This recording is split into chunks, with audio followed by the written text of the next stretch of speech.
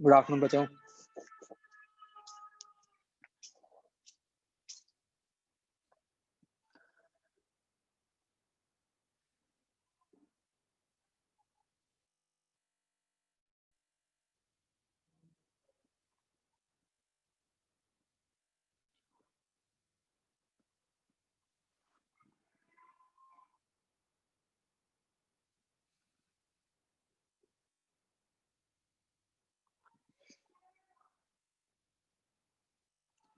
हाँ बच्चों, कर लिया काम कंप्लीट।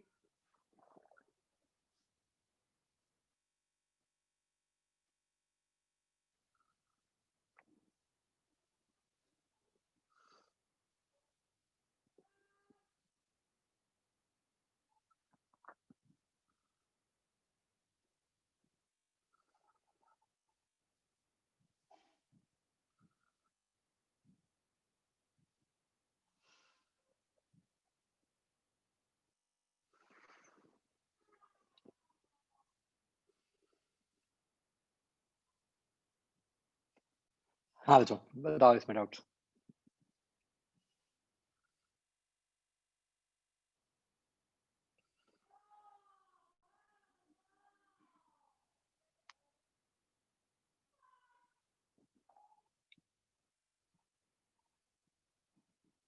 Fourth question.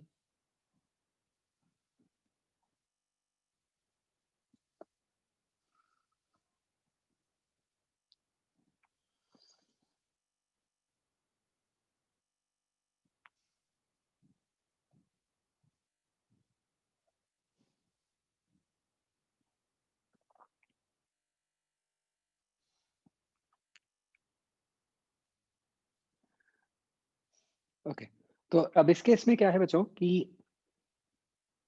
अगर हम ये अच्छा क्वेश्चन, अगर हम इंडिविजुअली रॉड्स की बात करें तो नीचे वाली रॉड का सेंटर ऑफ मास यहाँ हो गया और मासेस इनके m1 m2 हो गए, जो कि अलग है, हमें सिर्फ इतना पता है ना। अब अगर हम XCM निकालें, वो क्या बन गया?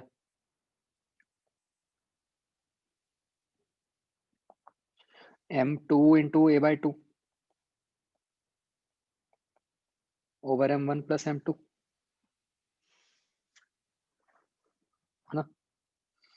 और YCM बन गया m1 इंटू a/2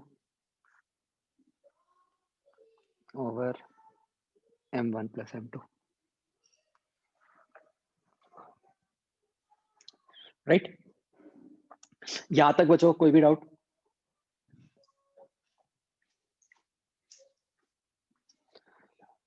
ओके,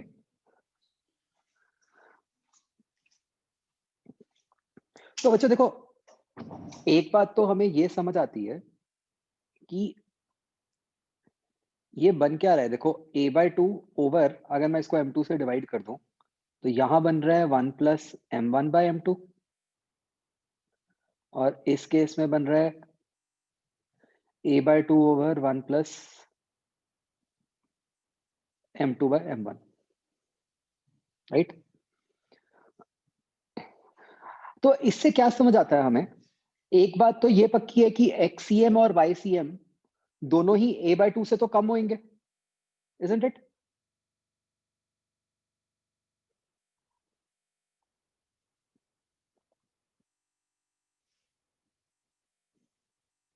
और दूसरी बात, क्या बच्चों मैं ये कह सकता हूं कि जब हमें कहा ही हुआ है कि m1 m2 अलग अलग हैं, तो इसका मतलब क्या ये ऑटोमेटिकली हो गया कि XCM और YCM की वैल्यू सेम नहीं हो सकती?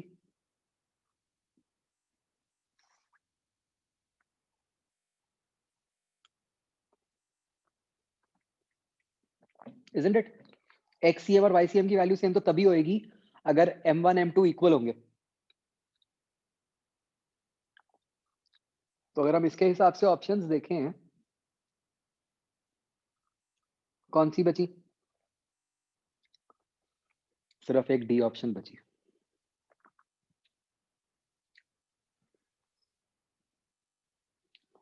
क्या ये समझ आया बच्चों सबको?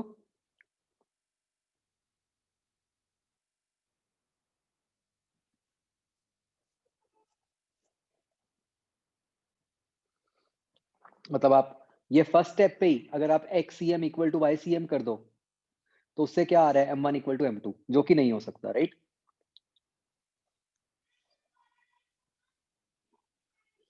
आगे बच्चों, ये बच्चों फिफ्थ क्वेश्चन जैसे करने आते हैं, ये आपने नोट्स में किया होगा पक्का।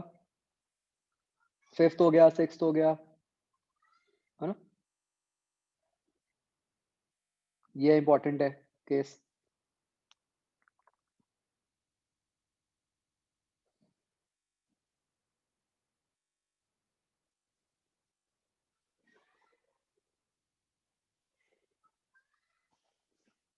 कैसे करते हैं क्वेश्चन? जैसे अगर मैं सिक्स्थ आपको करके दिखाऊं कि जो पोर्शन हटाया है उसके मास को नेगेटिव में लिख देते हैं, है ना?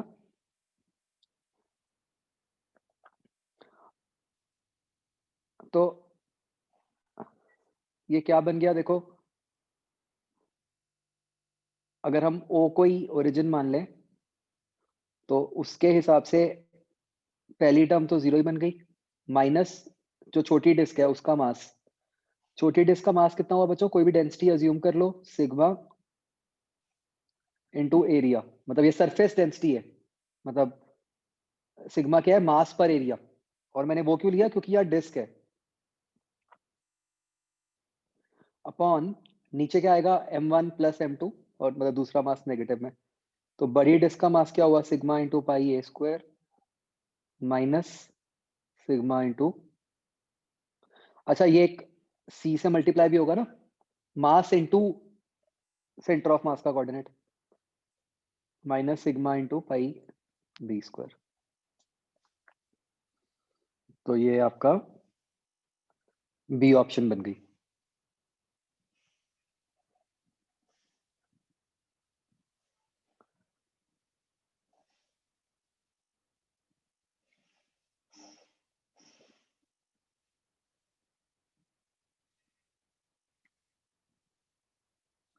आगे बचो।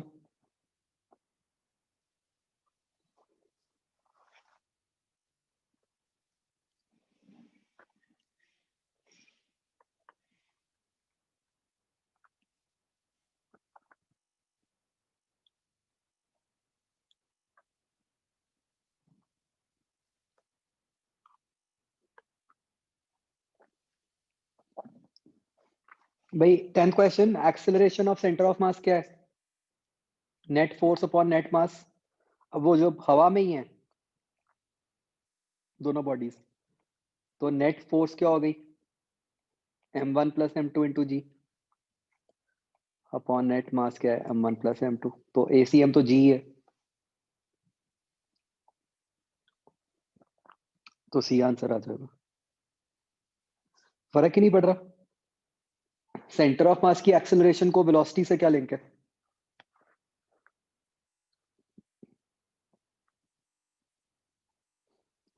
आगे बचाओ।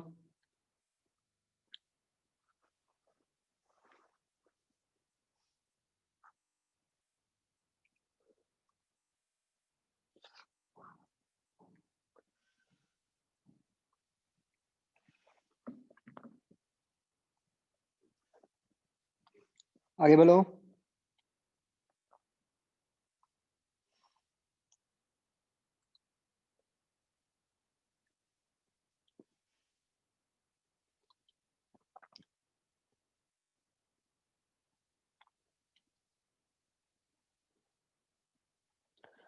14th question.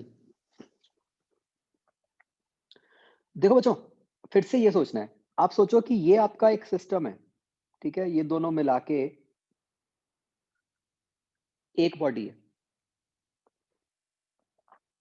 इस सिस्टम के ऊपर बच्चों बाहर से, ठीक है, मतलब आप सोचो कि आपको रेड बाउंड्री जो मैंने बना दी उसके अंदर कुछ नहीं दिख रहा, इसके ऊपर बाहर से कौन कौन सी फोर्सेस लग रही हैं?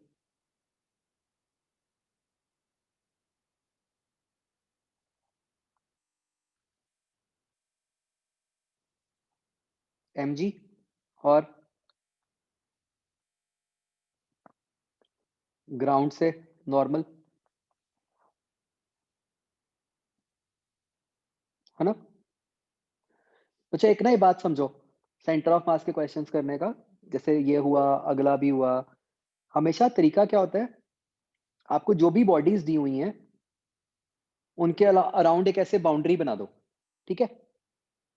फिर आप देखो कि उस बाउंड्री के बाहर से कौन-कौन सी फोर्सेस लग रही हैं, ठीक है? तो उससे आपके पास आ जाती है नेट फोर्स। तो हम देख सकते हैं कि क्लियरली इस केस में कोई हॉरिजॉन्टल डायरेक्शन में तो फोर्स ही नहीं है, तो वर्टिकल डायरेक्शन में ही आएगी मोशन, ठीक है? अब वर्टिकल में भी बच्चों बताओ किधर को आएगी, अपवर्ड्स या डाउनवर्ड्स? वो हमें देख के पता चल रहा है कि भाई जो वेज है वो नीचे को ही जा रहा है, तो इसलिए वो डाउनवर्ड हो गया। अंडरस्टूड? इसको करने का यही तरीका है। अगर आप दूसरे तरीके से सोचने लग गए कि हाँ जी, जो ब्लॉक है वो लेफ्ट को जा रहा है, कुछ वेज राइट, मतलब ब्लॉक राइट को जा रहा है, वेज लेफ्ट को जा रहा है, तो कुछ नहीं समझ आएगा, है ना? उससे नहीं कभी भी कंक्लूड कर पाओगे।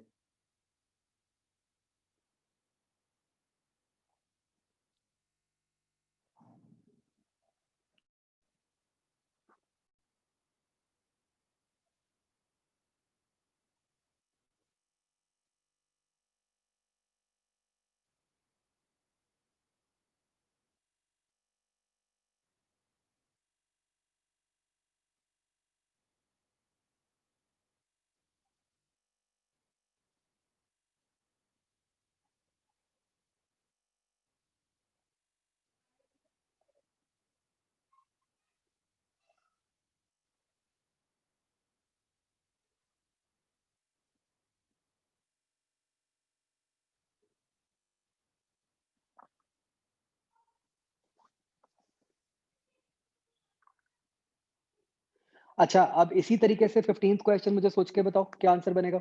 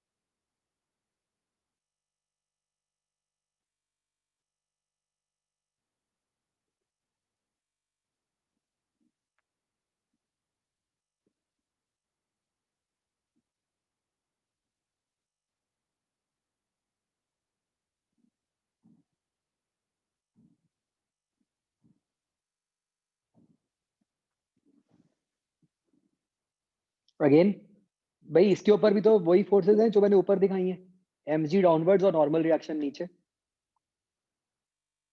तो इसका भी आंसर क्या आएगा? डाउनवर्ड बस, है ना?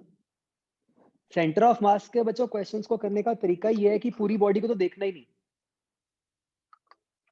अगर पूरी बॉडी को देखोगे तो कंफ्यूज हो जाओगे, फिर आंसर आ ही नहीं सकता आपका।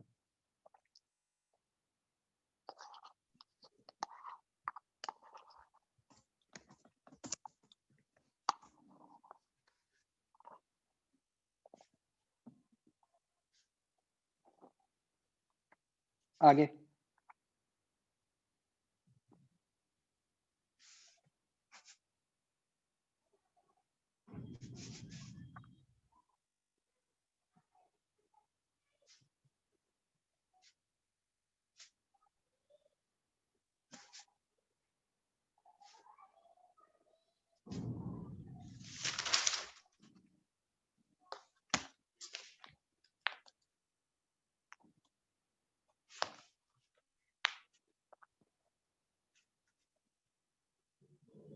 आगे बच्चों,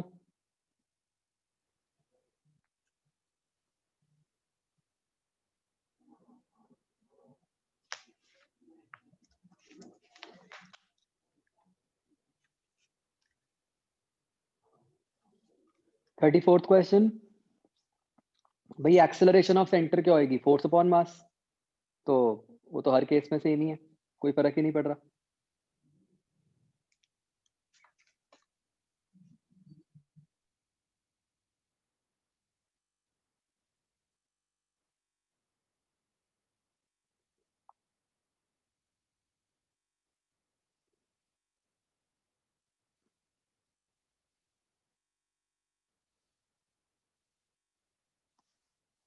29th में क्या करना है भाई? तीनों पार्ट्स का मिला के मोमेंटम 0 होना चाहिए।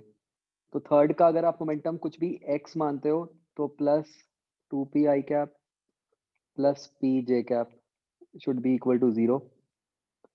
तो थर्ड पार्ट का मोमेंटम क्या बन गया? -2p(i) minus p(j)। इससे आप ऑप्शंस बना लोगे। ये b बन सर गई सीधा सीधा। सर अगर कोई बॉडी मूव कर रही है और वो मूव करते हुए वो एक्सप्लोड हुई, तो उसमें कैसे बनाएंगे फिर हम रिलेशन?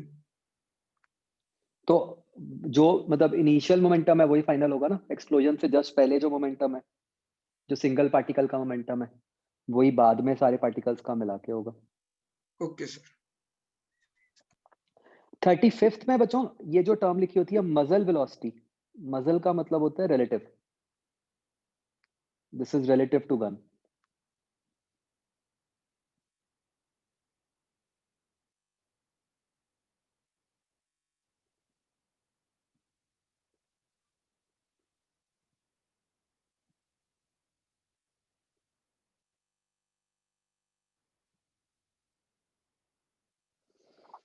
अच्छा, 36th क्वेश्चन बहुत इंपॉर्टेंट है।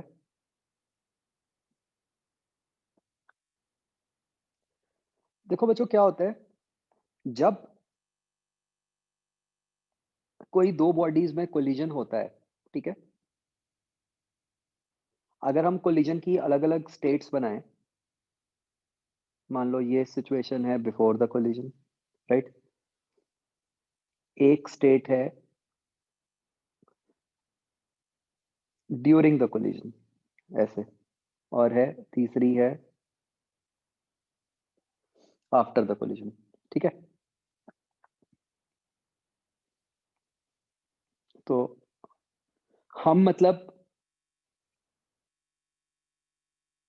इसको इनिशियल कहते हैं, है ना, तीसरी को फाइनल कहते हैं, और हम कह देते हैं कि इनिशियल और फाइनल में मोमेंटम कंजर्व्ड है, और अगर इलास्टिक है तो एनर्जी भी है एंड सारा कुछ है, राइट।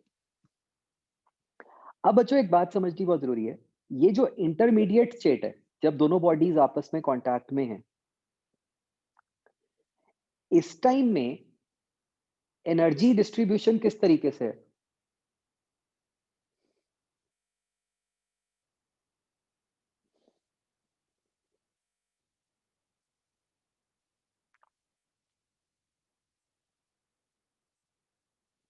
इस टाइम पे क्या हुआ होता है कि जो बॉडीज हैं वो थोड़ी सी डिफॉर्म हुई होती है, ठीक है।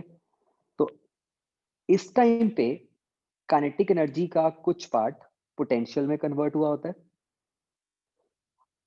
और बाद में वो फिर से काइनेटिक में हो जाता है। तो इनिशियली एनर्जी काइनेटिक है, बाद में भी काइनेटिक है, इसमें कोई शक नहीं है। लेकिन इन बिटवीन ये वाली जो सिचुएशन है, यहां पे काइनेटिक भी है प्लस पोटेंशियल भी है। ये बताओ बच्चों ये पोटेंशियल क्यों आ गई?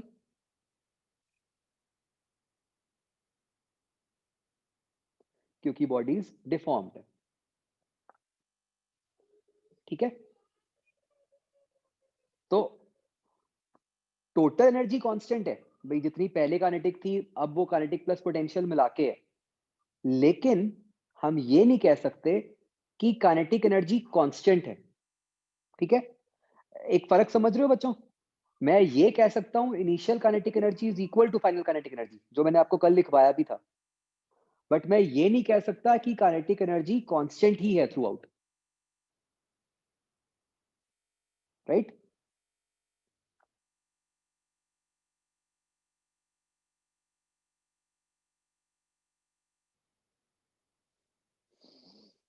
आगे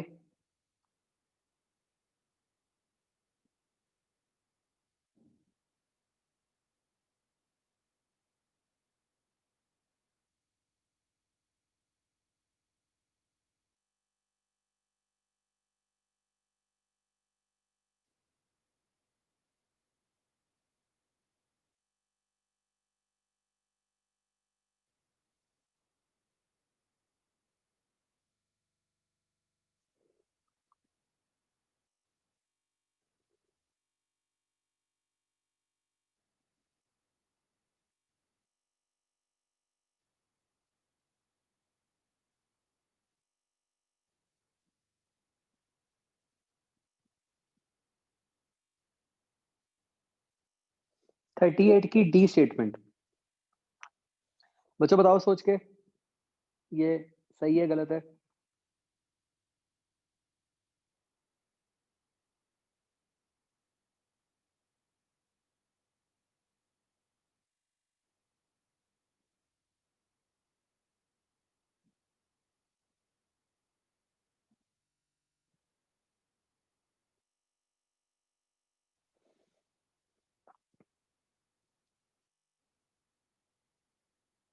देखो आपका E का फॉर्मूला क्या होता है? Minus E is equal to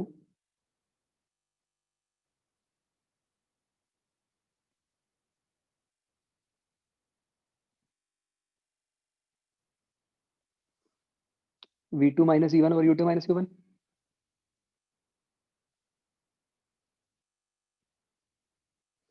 ठीक है बच्चों, मुझे बताओ अगर कोई भी कोलिजन होता है तो उसमें U2 माइनस U1 की वैल्यू के बारे में आप क्या कह सकते हो? वो पॉजिटिव होगी या नेगेटिव होगी?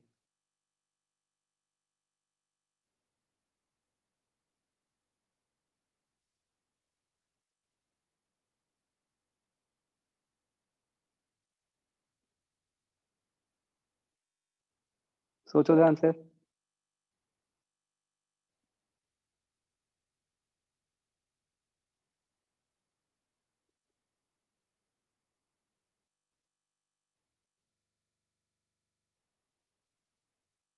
Think carefully. ये वैल्यू हमेशा नेगेटिव होती है कोलिजन के लिए।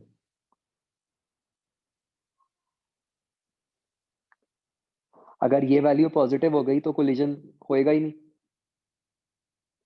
भाई। U2 तो कम ही होगा ना हमेशा U1 से, जो आगे वाला बॉडी है उसकी वेलोसिटी।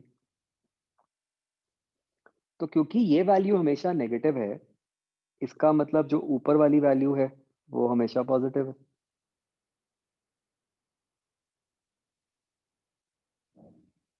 करेक्ट। बट सर यहाँ पर हम ऐसे नहीं कह सकते कि अगर आफ्टर कोलिजन अगर कोई भी उन पर फोर्स एक्ट करनी स्टार्ट होगी और वो दोनों पर डिफरेंट मैग्नीट्यूड की है, या फिर जैसे फ्रिक्शन स्टार्ट होगी एक्ट करने। नहीं देखो, वो हम जितने करते हैं हम यही मान रहे हैं कि और कुछ नहीं आया, मतलब कोलिजन है, मतलब और कोई एक्सटर्नल फोर्स नहीं है, वो तो हम असम्पशन लेकर चलते हैं। Okay sir. तो अगर ये वैल्यू पॉजिटिव है इसका मतलब क्या है कि सेपरेशन हमेशा बढ़ेगी। ठीक है मतलब even this is very good question 38।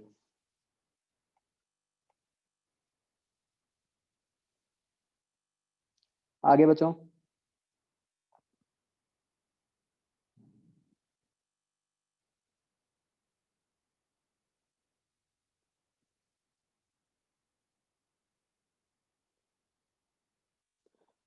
$42 is also very good question.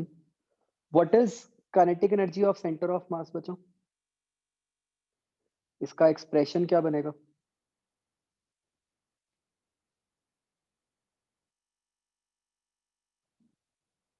बताओ।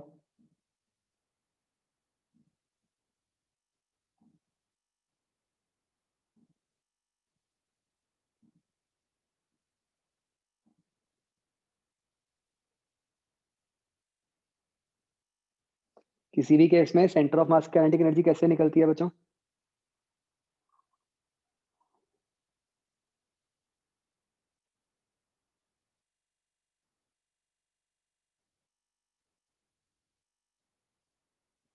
बोलो भाई, ये तो नहीं हो सकता कि आपको पता ना हो।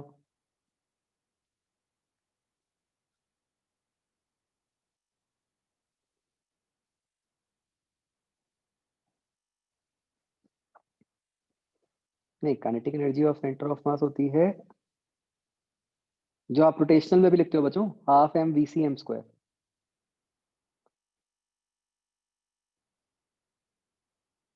मतलब here M means total mass. तो ये क्या बन गया देखो, हाफ m1। हाँ बस इसी हो गया। अब मुझे बताओ, क्या सेंटर ऑफ मास की वेलोसिटी चेंज करती है?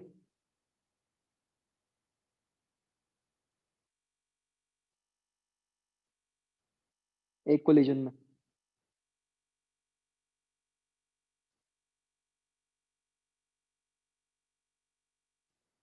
बताओ फटाफट।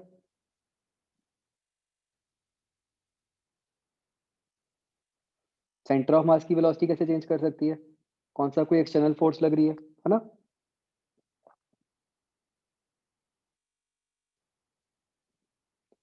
इसका क्या मतलब हुआ?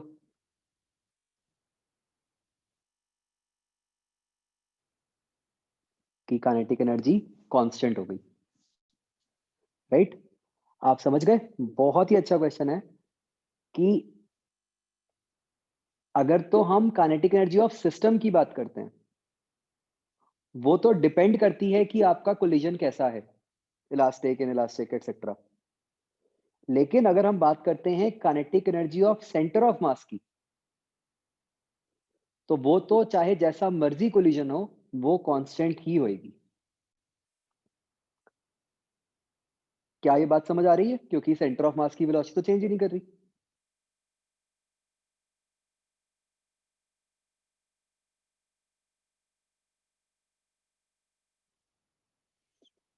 आगे बचो।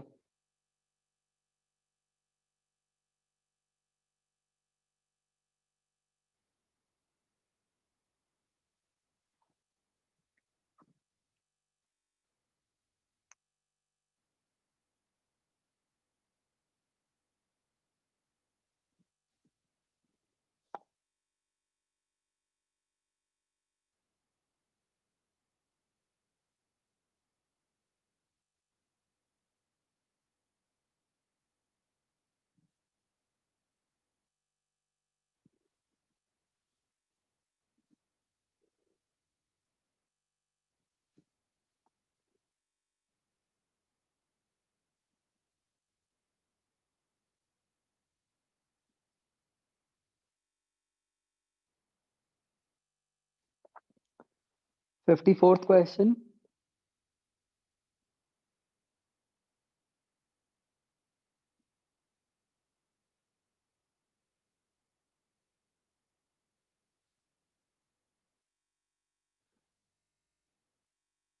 देखो बच्चों, यहाँ पे ये भी बहुत अच्छा क्वेश्चन है। देखो, आपको क्या कहा है कि जब आपने गोल्फ बॉल को हिट किया तो आपने उस पर फोर्स लगाई। इसमें क्या होगा? आपके 2 के फैक्टर की गलती आ रही होगी। जब आपने गोल्फ बॉल को हिट किया, उस कारण से, मतलब आपने उस पे जो फोर्स लगाई है वो 0.02 सेकंड के लिए लगाई है, और उस कारण से जो गोल्फ बॉल है उसकी स्पीड 0 से 100 हो गई, राइट? ऐसा हो रहा है। तो आपने क्या किया? सीधा impulse equal to change in momentum कर दिया। लेकिन कैच पॉइंट था ये, फोर्स डिक्रीजेस टू 0 लीनियरली। तो इसका मतलब जो फोर्स है वो कैसे लग रही है बॉडी पे? Like this. ये इसकी इनिशियल वैल्यू मान लेते हैं f हो गई, फाइनली वैल्यू 0 हो गई, और ये कितने टाइम के लिए लग रही है? 0.02।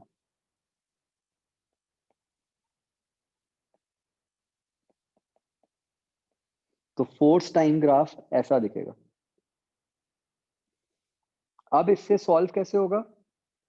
Area under force time graph क्या होता है बच्चों? इम्पल्स, जो कि इक्वल हो गया चेंज इन मोमेंटम के। तो ये एरिया कितना बन गया? देखो, हाफ इंटू एफ इंटू 0.02, और चेंज इन मोमेंटम कितना हो गया? 0.05 इंटू 100।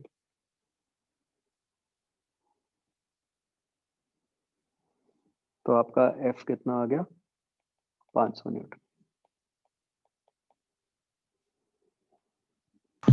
सर इसमें हम ऐसे नहीं कर सकते कि फोर्स को ऐसे कोई भी कांस्टेंट, मतलब force is equal to minus k t, और उसके बाद इंटीग्रल्स वगैरह पुट करके? माइनस के टी नहीं होगा।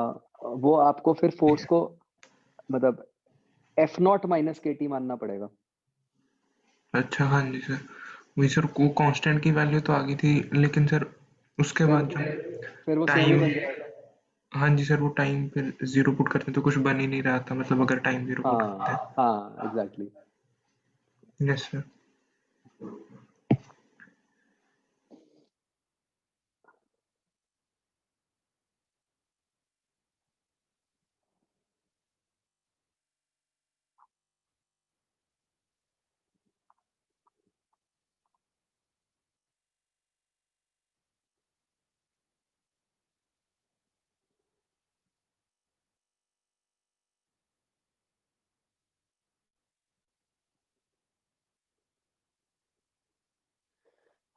फिफ्टी फिफ्थ क्वेश्चन देखो बच्चों।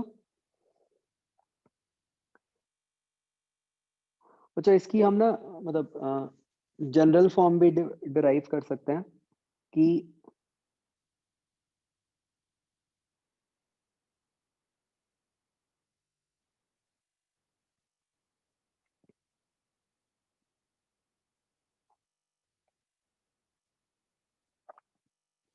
भाई अगर दो ऑब्जेक्ट्स हैं मासेस m1 m2, उनकी वेलोसिटीज हो गई v1 v2, तो ये कहीं सेंटर ऑफ मास हो गया,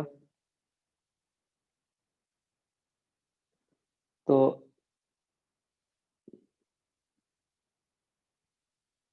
vcm आप निकाल लोगे। तो बच्चों फटाफट मुझे निकाल के बताओ velocity of one with respect to centre of mass क्या हो गई and velocity of two with respect to centre of mass क्या हो गई। मतलब वो सब्ट्रैक्ट करके, मतलब velocity of one minus velocity of cm करके क्या क्या वैल्यूज बनती हैं।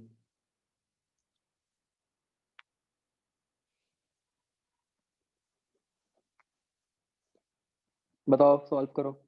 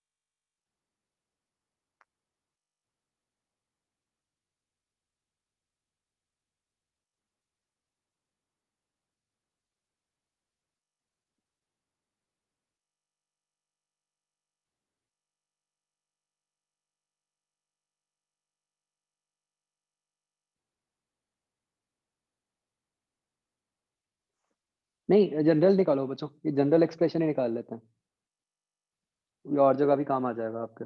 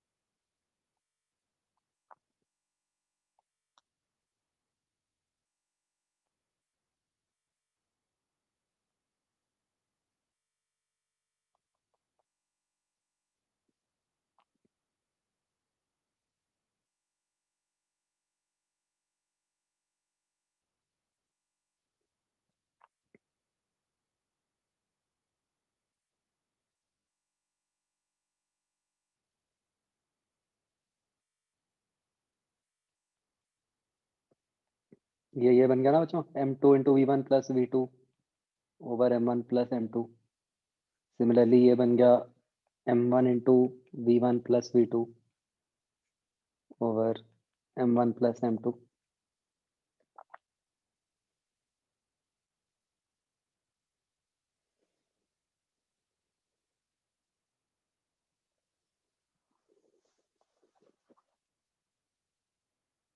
Isn't it?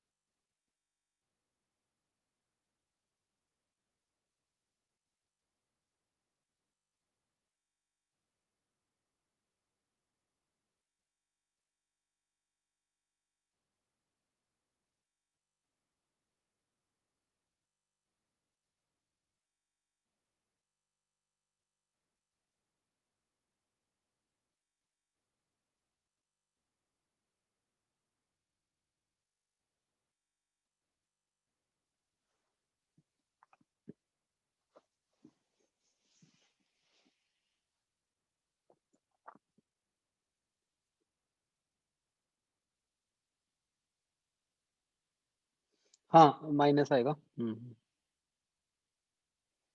वो तो मैंने कहा वो एनर्जी निकालनी है, मैंने इस पर ध्यान नहीं दिया। तो अब इससे बच्चों एक्सप्रेशन बनाओ एनर्जी का। तो half m1 into m2 square v1 plus v2 whole square over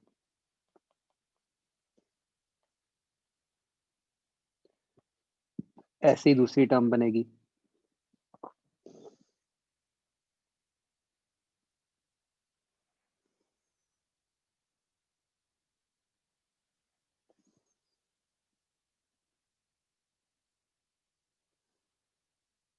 तो क्या होगा कि आप देखो कि आपका ये टर्म बच्चों को क्या बन गई, देखो क्या ये term half m1 m2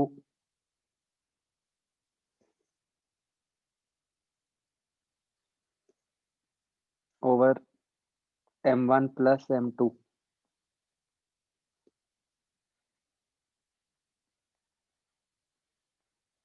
into v1 plus v2 whole square बन गई।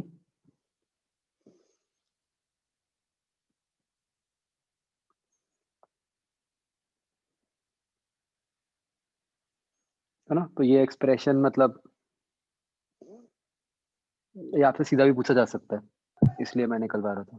सर सर यहाँ पर जो हमने रिलेटिव वेलोसिटी लिखी है v1c, उसमें m2 v1 माइनस v2 नहीं आना चाहिए?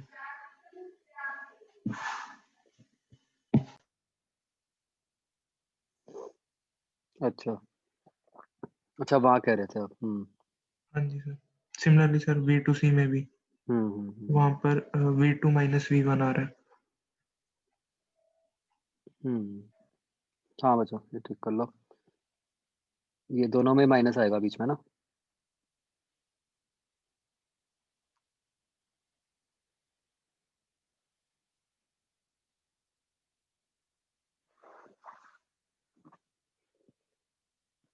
सर सेकंड वाले में v2 माइनस v1 आ रहा है, v1 एक माइनस बाहर लिख देते हैं।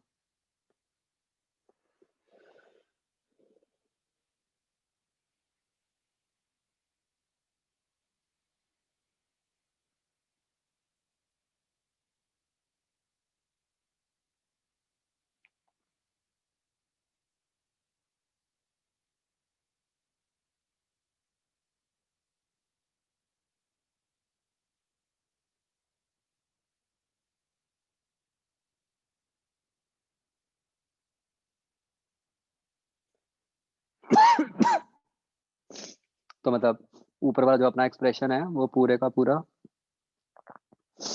बाकी तो ठीक है, ये v1 माइनस v2 बन जाएगा इसमें।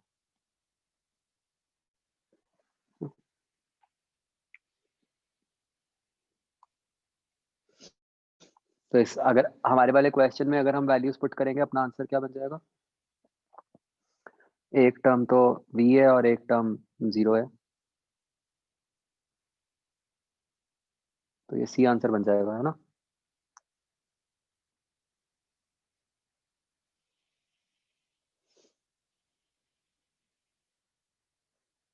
जब पीछे डी दिया होगा, ठीक है, इसको सी कर लो।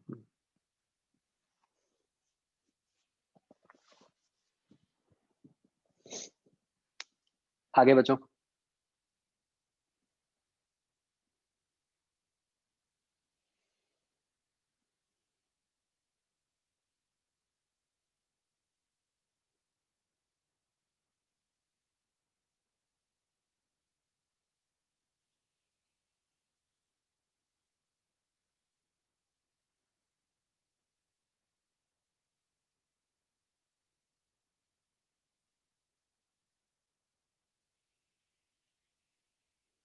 बचो 62 में आंसर एग्जैक्ट आ रहा है या थोड़ा डिफरेंट आ रहा है? जी का चक्कर तो नहीं है?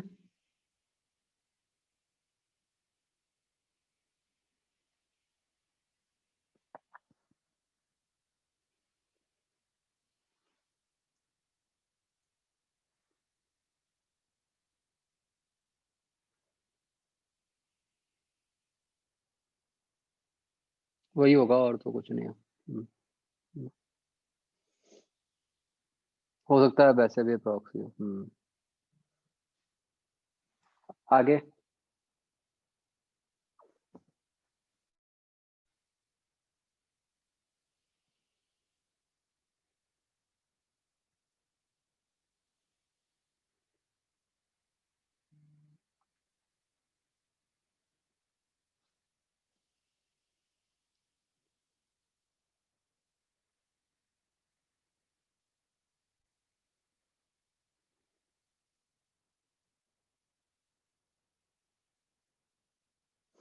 63rd question.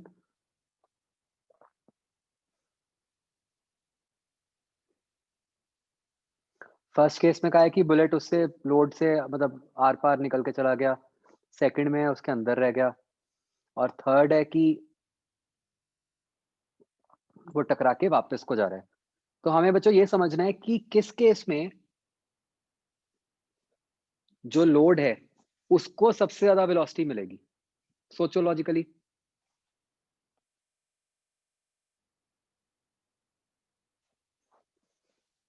लोड को सबसे ज्यादा वेलोसिटी मिलेगी जब बुलेट पीछे को जाना शुरू कर देगा, क्योंकि सी मोमेंटम कंजर्व करना है ना। इनिशियल सिचुएशन है कि बुलेट जा रहा है और ब्लॉक रेस्ट पे है।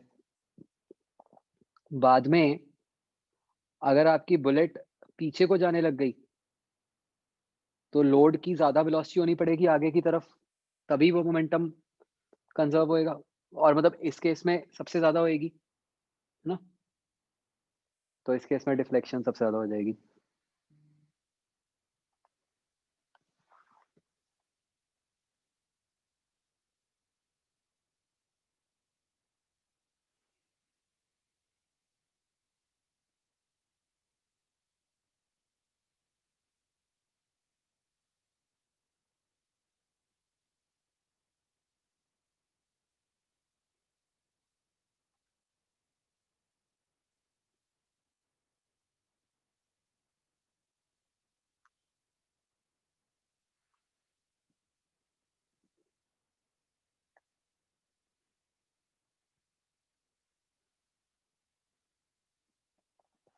सिक्सटी फोर में क्या हो रहा है कि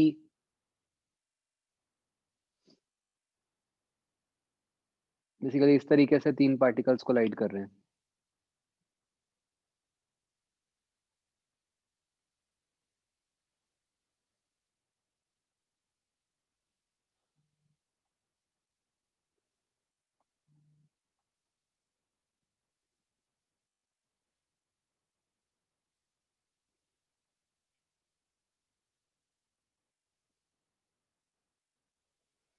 राइट।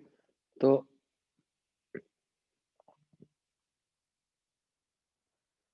बेसिकली क्या हो रहा है कि 120 डिग्री का एंगल बन रहा है। तो अब आपको क्या करना पड़ेगा, मतलब मोमेंटम कंजर्व करना है कंपोनेंट्स लेके एक्स और वाई में, है ना। आगे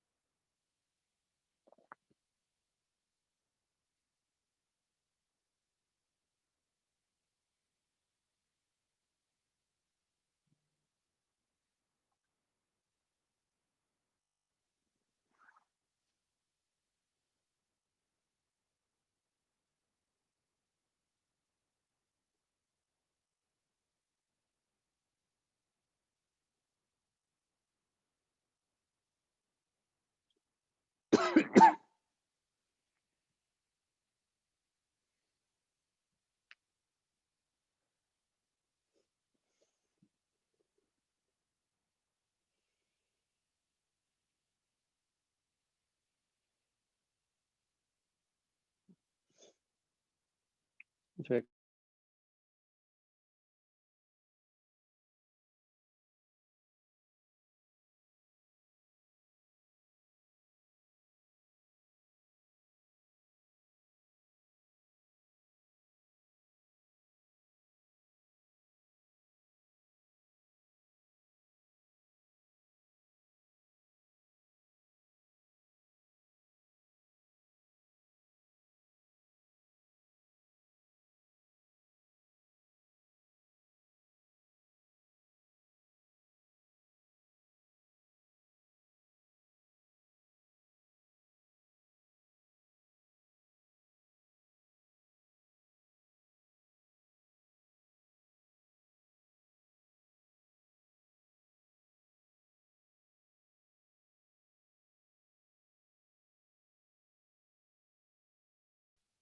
हाँ बच्चों,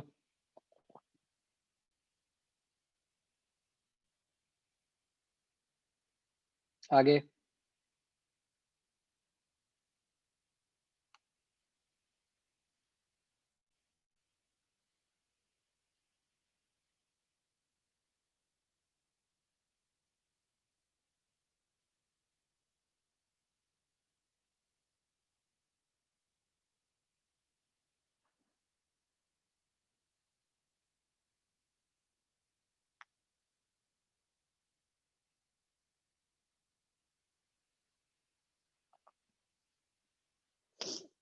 हो गए बच्चों बाकी।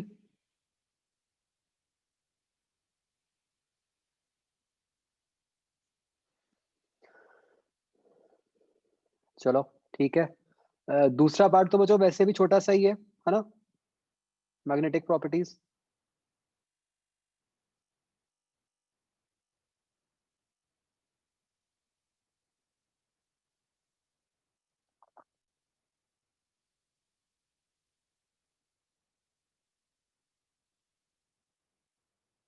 हाँ चलो पेपर डिस्कस करते हैं।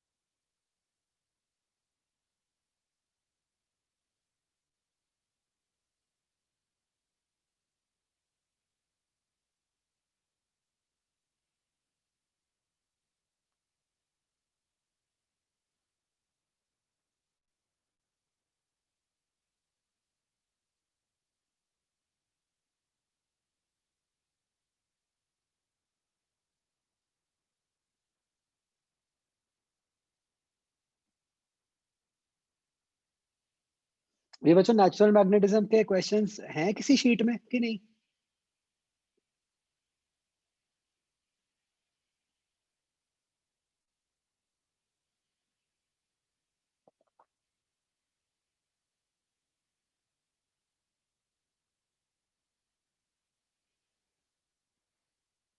उसकी है सेपरेट शीट, ठीक है, अभी देख लेते हैं। हाँ बच्चों, इसमें बताओ।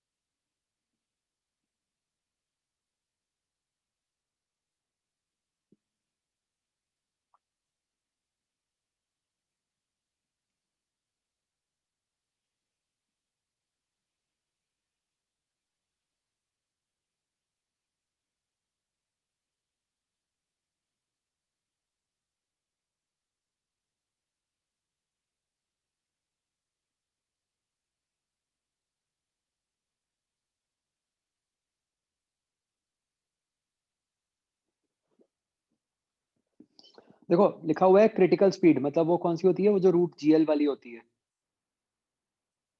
तो अगर ऊपर रूट जीएल है तो आप उसके बेसिस पे ये बात कर सकते हो कि सबसे नीचे कितनी होएगी।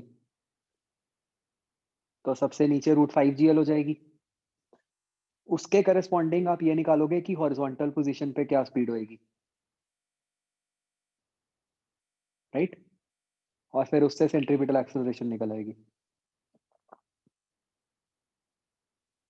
वी स्क्वायर बाय आर करके।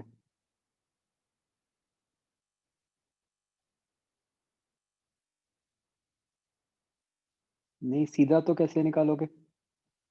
मतलब जब स्ट्रिंग हॉरिजॉन्टल है तो आपको वो स्पीड चाहिए ना। नहीं, वहां पे रूट 2 जीएल तो आएगी ही नहीं स्पीड।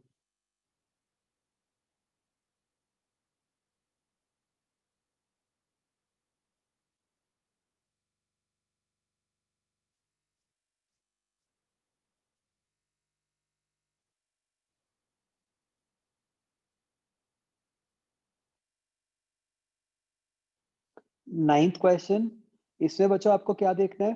कोफिशिएंट ऑफ फ्रिक्शन दिया हुआ है। तो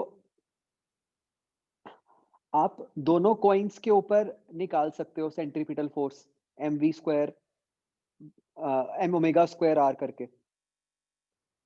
ठीक है, वी स्क्वायर वाला नहीं लगा सकते क्योंकि वी तो अलग अलग होगा।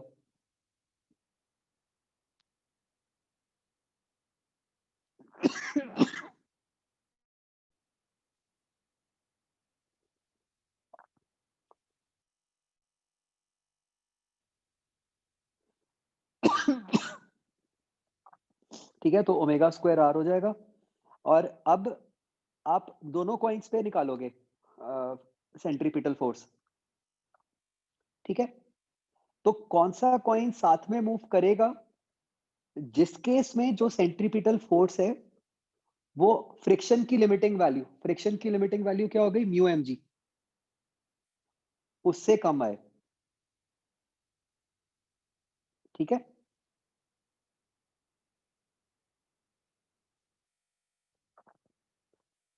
तो ये चेक करना है आपको कि बेसिकली जिस केस में एम ओमेगा स्क्वायर आर जो है वो म्यू एम जी से कम है, ये कंडीशन है। राइट मिस्टर, क्लियर हो गए?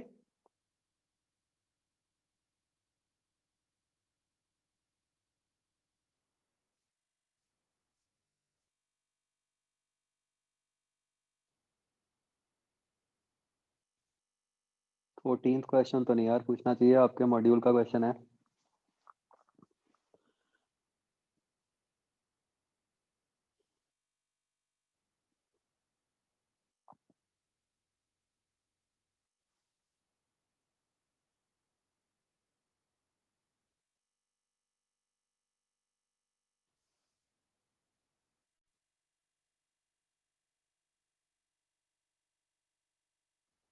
मतलब बस कंडीशन बनानी है आपको, है ना, कि जो मैन है उसकी काइनेटिक एनर्जी क्या का है, कि हाफ है। देखो, मैन बॉय, मैन का मास अगर m है तो बॉय का मास उसका हाफ है। काइनेटिक एनर्जी मैन की हाफ है।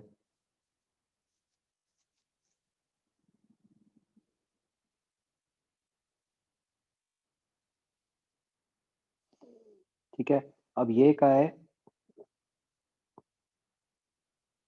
कि v में हमें नहीं पता क्या रिलेशन है, कि बट जब मैंने अपनी स्पीड 1 से बढ़ा दी तो सेम हो गई काइनेटिक एनर्जी।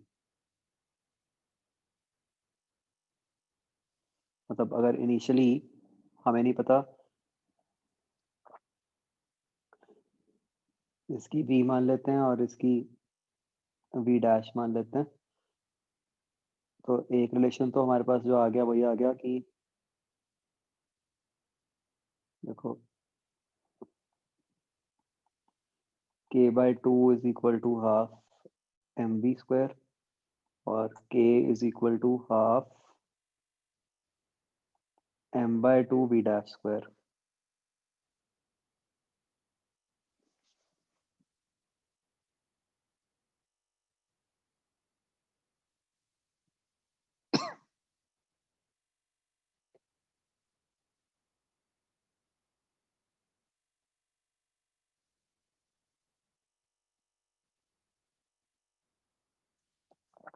ठीक है, इन दोनों को डिवाइड कर दो, तो what do you get? 1/2 is equal to 2v square by v dash square. ये एक रिलेशन आ गया। दूसरा है कि जब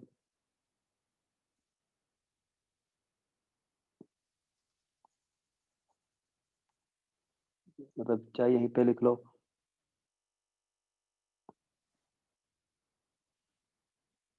कि k जो है बाद में जब मैन ने अपनी स्पीड 1 से बढ़ा दी। इन रिलेशंस को सॉल्व करके निकल आएगा आंसर।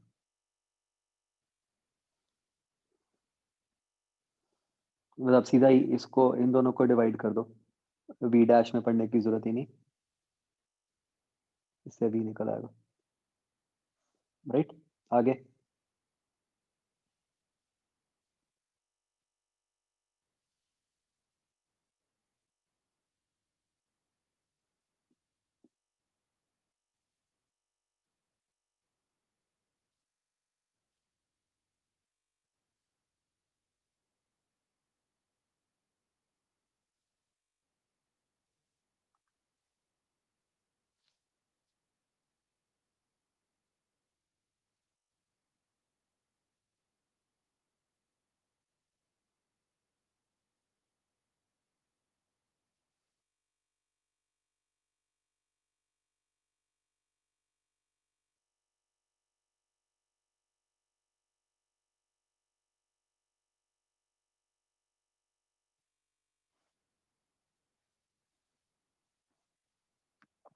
आगे बच्चों,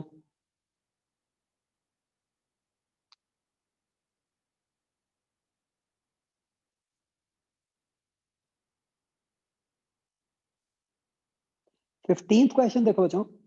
इसमें क्या है कि आप जल्दबाजी में आंसर एकदम 6 निकाल दोगे, है ना?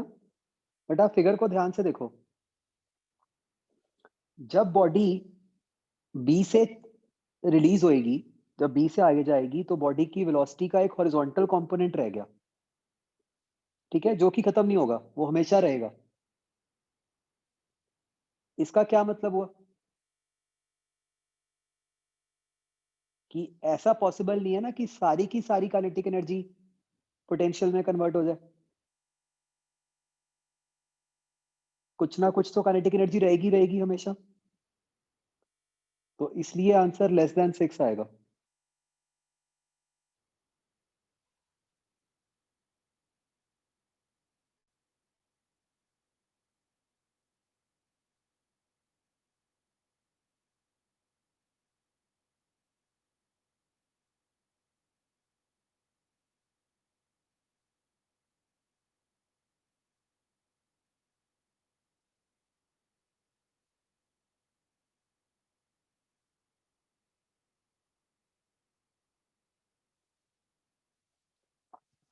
22 में आपको क्या करना है कि आपको बेसिकली ये कह दिया कि वर्क डन जो है एयर रेजिस्टेंस का सेम है, तो आप अपवर्ड और डाउनवर्ड मोशन के लिए दोनों के लिए सेपरेटली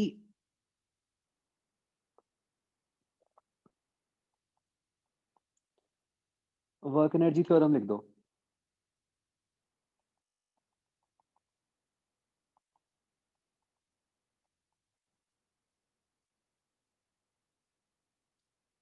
ठीक है, अपवर्ड मोशन के लिए आप क्या लिखोगे? लेफ्ट हैंड साइड पे वर्क डन आएगा, डेल्टा के ई कितना हो गया, हाफ एम 0 माइनस 16 स्क्वायर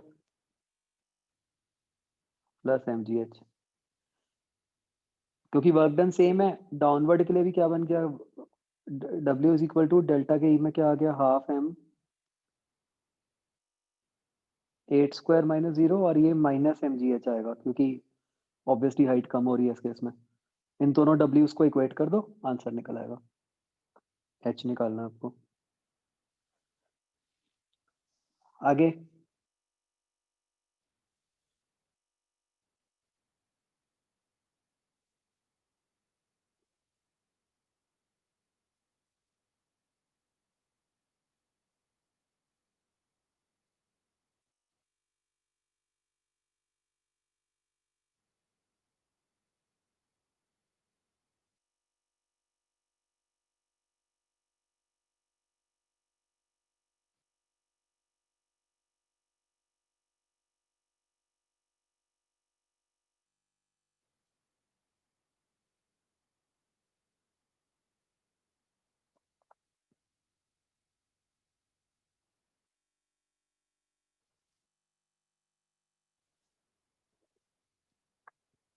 देखो, जो 34th क्वेश्चन में क्या है कि ग्राफ क्यों दिया है, बेसिकली आपको ग्राफ देने की सिग्निफिकेंस सिर्फ इतनी है कि मैग्नेटिक फील्ड की डायरेक्शन चेंज हो रही है।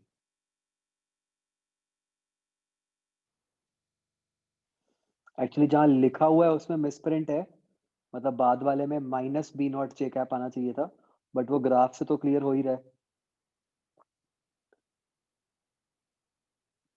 तो मतलब ऐसा हो रहा है कि पार्टिकल जो है उसकी वेलोसिटी तो एक्स में है, ठीक है, तो पहले तो उस पर मैग्नेटिक फील्ड इधर को लग रही है, तो वो किस टाइप का सर्कल बनाना शुरू करेगा,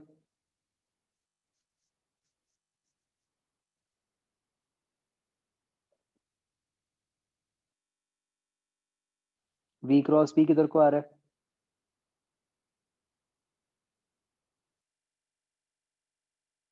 मतलब ये x है और ये y है, v cross B out of plane आ गया, z के अलोंग आ गया, है ना। तो मतलब जो पार्टिकल है वो किधर को, किस तरफ को जा रहा है बच्चों, प्लस z में जा रहा है माइनस z में जा रहा है,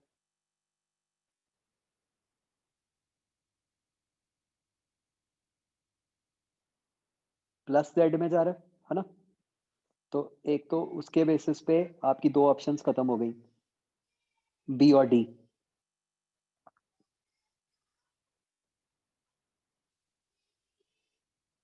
ठीक है। तो तो अब मैं अगर एक्स जेड प्लेन में ही दिखाऊं आपको, तो भाई पहले वो इस तरह जा रहा था, है ना। अब क्या हुआ, मतलब हम एक्स जेड प्लेन में ही काम कर लेते हैं क्योंकि उसी में फिगर बनाना है। अब ये कुछ देर तक गया, अब इस पॉइंट के बाद जो मैग्नेटिक फील्ड है वो माइनस वाई में हो गई, मतलब इस फिगर के हिसाब से आउट ऑफ प्लेन, क्योंकि इस फिगर के हिसाब से तो जो वाई था वो इनटू द प्लेन था। अब सोचो v इस तरह से था, magnetic field out of plane आ गई, तो अब ये पार्टिकल पे फोर्स जो है वो किस तरफ को लग रही है,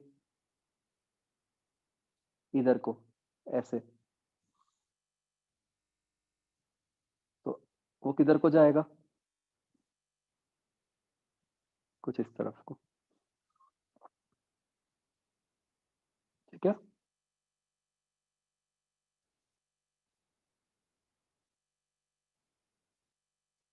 आगे।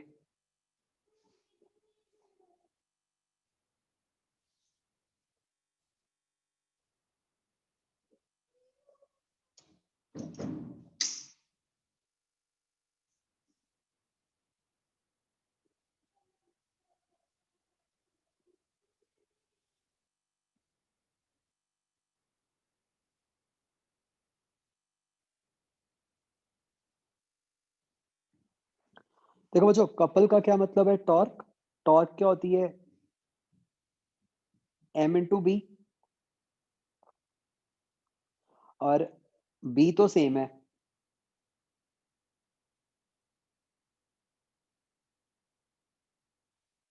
ठीक है, तो बस हमने तो दोनों लूप्स की मैग्नेटिक मोमेंट्स निकालनी है।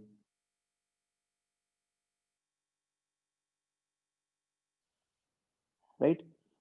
तो अब देखो, बस जो आप गलती कर रहे होगे इस केस में, आपको क्या कहा है कि वायर्स की डायमेंशन सेम है, मतलब लेंथ सेम है। अब एक वायर को आपने सिंगल टर्न दिया है, दूसरी वायर को आपने 2 टर्न्स दे दिए।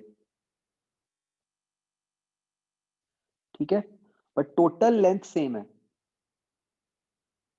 तो इससे आपके पास R1 R2 में रिलेशन आ जाएगा। फर्स्ट केस में लेंथ कितनी यूज हुई वायर की? 2 पाई आर। सेकेंड केस में कितनी यूज हुई? 2, क्योंकि 2 नंबर ऑफ टर्न्स हैं, इनटू 2 पाई R2।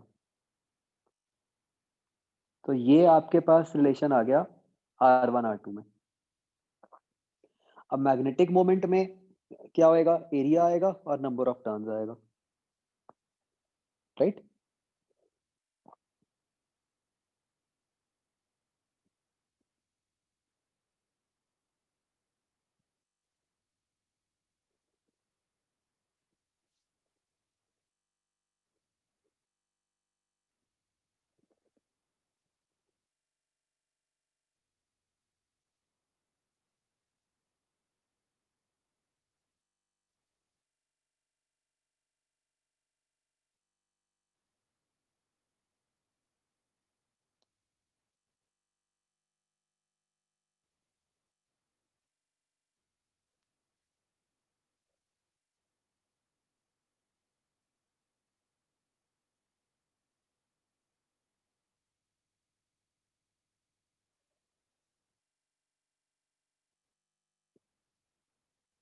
10 बचो।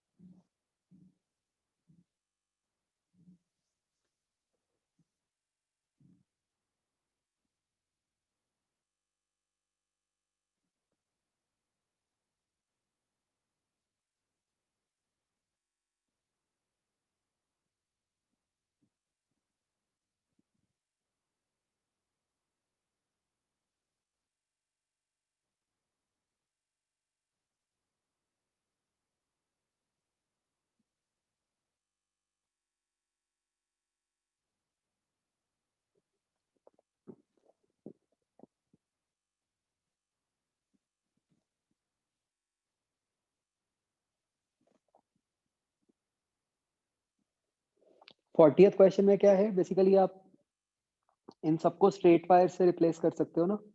तो प्रैक्टिकली आपकी बस 3 स्ट्रेट वायर्स हो गई ऐसे, ऑफ लेंथ 2 सेंटीमीटर ईच।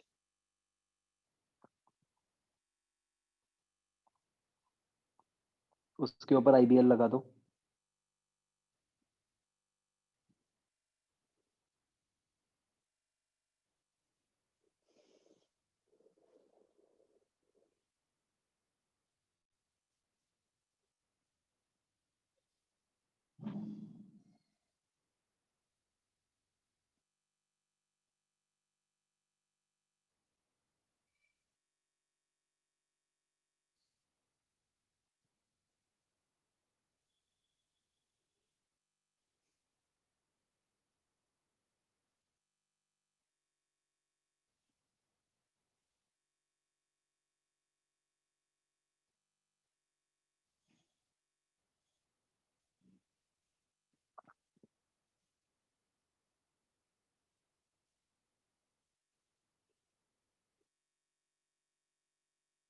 38 में क्या है कि पहले पॉइंट ए पे जो फील्ड है वो सिर्फ एक सेमी इनफाइनाइट वायर के कारण है जिसके अंदर करंट आई है। बाद में क्या हो गया कि एक तरह से दो सेमी इनफाइनाइट वायर्स बन गई जिसमें कि लेफ्ट साइड वाली में तो आई है और एक राइट साइड वाली में I/2 हो गया। तो दोनों के कारण मिला के फील्ड लिखनी है हमें। सर हमको तो दूसरी वाली में सिर्फ क्यूएस के कारण नहीं लिखनी थी।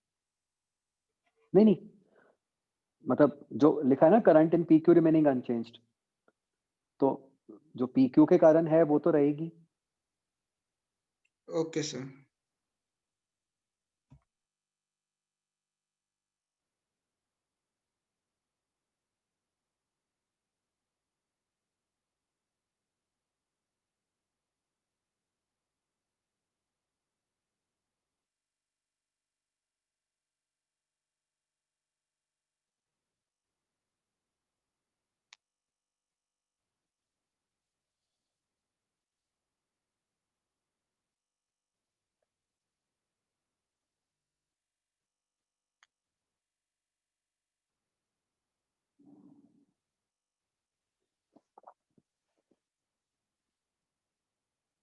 ट्वेंटी नाइन्थ क्वेश्चन में देखो आपको क्या करना है।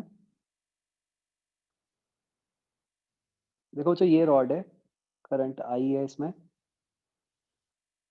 अब मैं अगर इसके x पे एक छोटा सा dx पोर्शन लेता हूं,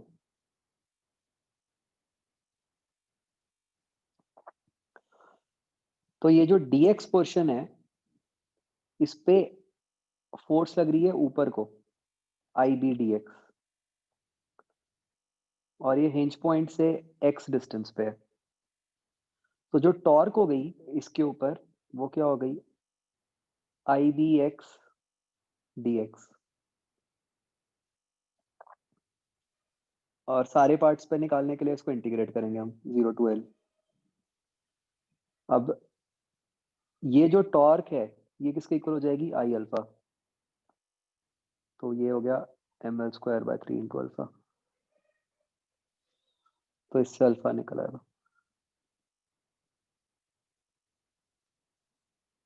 राइट।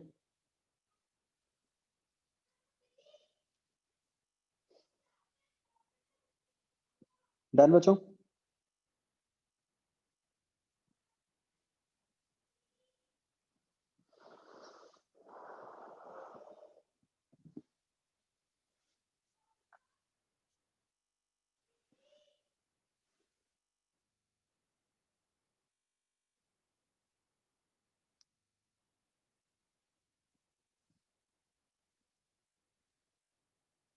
ये वाली शीट है बच्चों, नेचुरल मैग्नेटिज्म वाली 11th शीट।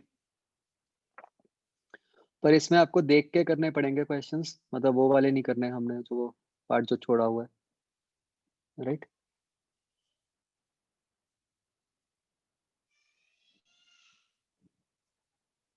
छोटी छोटी हैं, दोनों पार्ट्स कर लेना, है ना।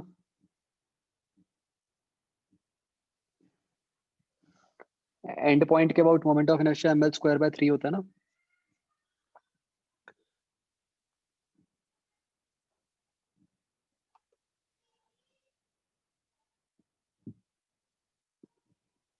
तो ये बच्चों आपका जो मतलब जो हमारे थोड़े बहुत पार्ट्स जो है ना बचे हुए, तो मतलब what we have thought is की मतलब you have sufficient time now, एक बार इसी रिवीजन प्लान को एज इट इज करते हैं, इसको अच्छे से करो। ये जब आपका खत्म हो जाएगा उसके बाद आपकी क्लासेस रख के ये वाला पोर्शन आपका कंप्लीट करा देंगे, है ना।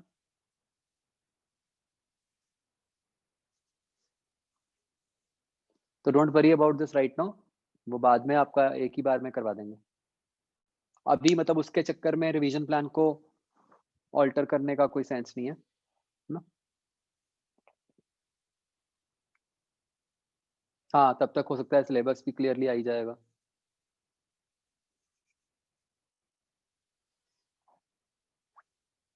राइट।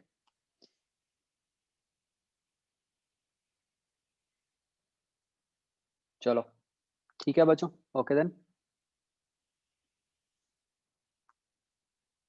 बाय।